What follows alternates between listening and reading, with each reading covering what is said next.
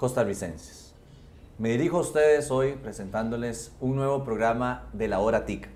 Estamos en Celina Cowork, donde nos dieron uno de sus espacios abiertos, precioso por cierto, para poder grabar estas entrevistas con los candidatos a la presidencia de la República para las elecciones 2018.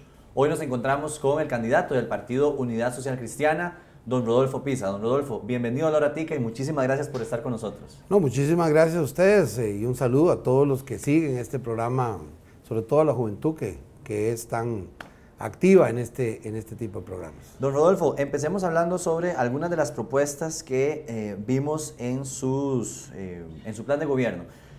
Hablemos sobre políticas penitenciarias. Usted dice en su plan de gobierno que no se debe sacar prisioneros masivamente de las cárceles. ¿Por qué usted dice esto? Porque eso en todas partes del mundo donde se ha hecho ha sido negativo.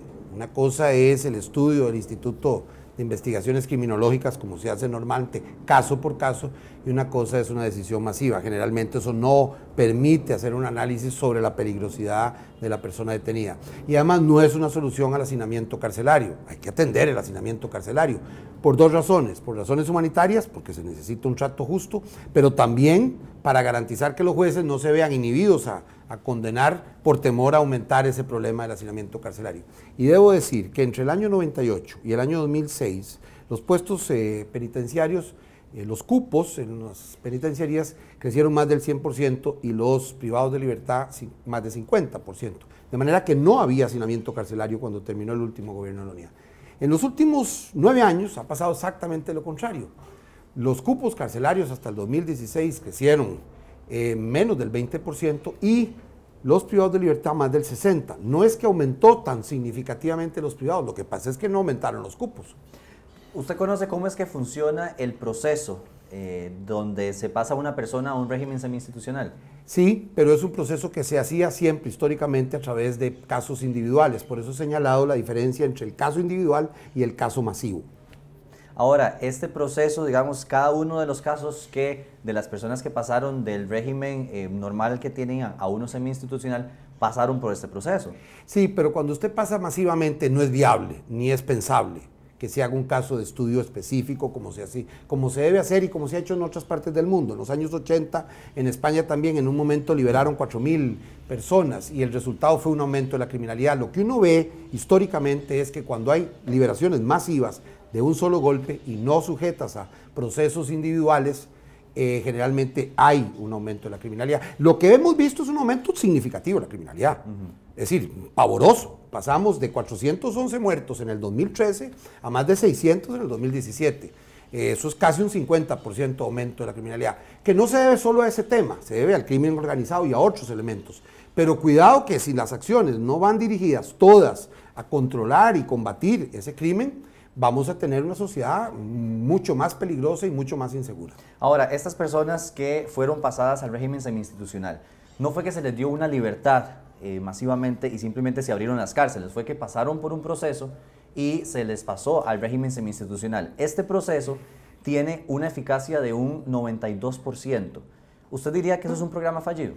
Creo que una eficacia del 92%, con solo que haya 5% de elementos peligrosos, ya de por sí requiere una revisión, porque el problema son las víctimas, son los seres humanos, y yo lo que creo que esa no es la solución del hacinamiento carcelario. Repito, hay que resolver el problema del hacinamiento carcelario en sus condiciones como tales, no resolviéndolo si hubieran sacado 4.000 más, pues probablemente ya no habría hacinamiento, pero ¿a qué costo?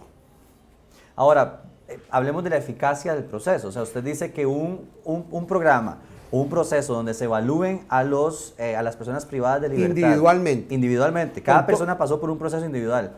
Digamos, no se abrieron las cárceles. Eso es una afirmación que hace usted. Yo cuando veo esos movimientos masivos, me parece que el análisis tuvo que ser mucho más pequeño por el tamaño y las capacidades, porque creo que se siguieron otros principios, pero en cualquier caso... ¿Cuáles principios? Digo, se siguió un principio de que depende del delito y otro tipo de criterios. Que es parte del proceso. Sí, pero no un proceso individual.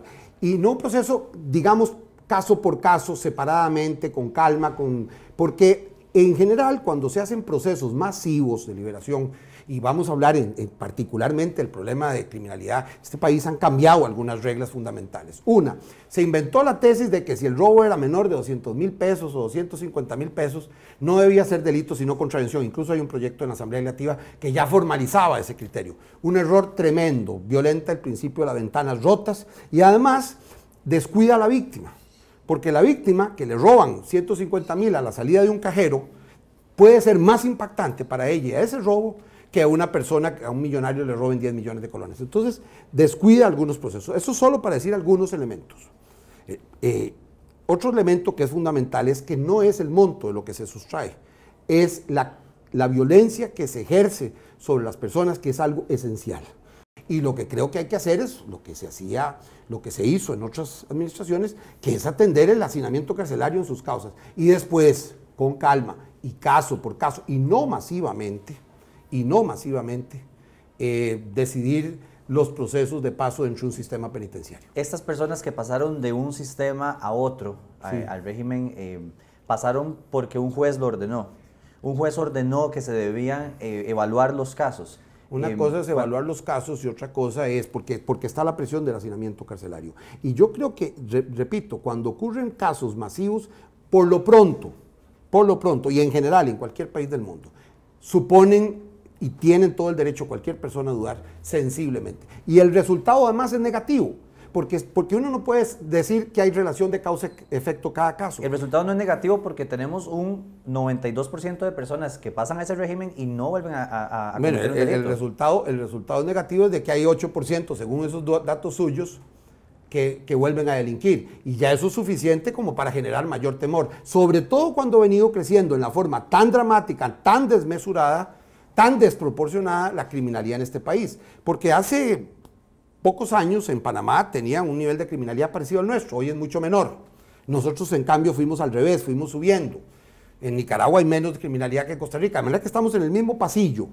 ¿Por qué pasa eso? Bueno, pues que hay una política criminal inadecuada.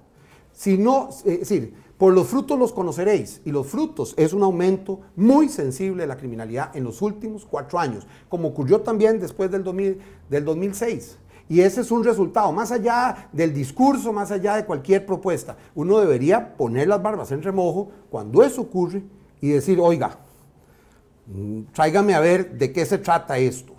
Porque creo que el tema debe ser concentrado en el tema de el perjuicio que se causa al ciudadano. Por supuesto que uno tiene que tener una mano solidaria con los privados de libertad y una mano firme contra la delincuencia. Bueno, atendiendo las causas y las consecuencias, por ejemplo, con las familias, por ejemplo, tratando de que en el trabajo podamos crear un fondo de capitalización para que cuando queden libres puedan tener un ingreso que les permita pasar un proceso de transición desde la prisión hasta la vida independiente. No olvidar a las familias de esas personas que tampoco tienen que seguir siendo victimizadas por el hecho de ese familiar. Pero al final, lo que la sociedad espera es que si a una persona se le condena a un número de años, exista cercano a ese número de años la permanencia en el centro de atención. Para ir cerrando el tema, don Rodolfo, si usted fuera presidente de la República y un juez ordena lo que ordenó en esta administración, ¿cuál sería su proceder? Mire, yo haría los estudios y le diría al juez que haremos estudios uno por uno y con calma. Ok, esta es la propuesta que tiene el candidato a la República por el Partido de Unidad Social Cristiana, Rodolfo Pisa. Les invitamos a que si usted quiere comentar qué le parece esta propuesta, lo haga en este video y en nuestras redes sociales también.